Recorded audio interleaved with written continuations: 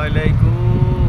দেখছেন নি খেজুর বড় বড় হয়ে গেছে, আমরা খেজুর ফেলে চলে গিয়ে দেখছেন নি ফাঁক লইছে, এই খেজুরগুলো ফাঁক লইছে, বড় বড় হয়ে গেছে। দেখছেন নি কত ধরা ধরছে,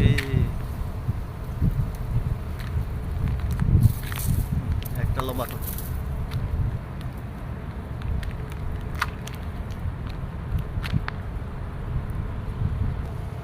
কি সুন্দর দারুণ খেজুর এগুলো না,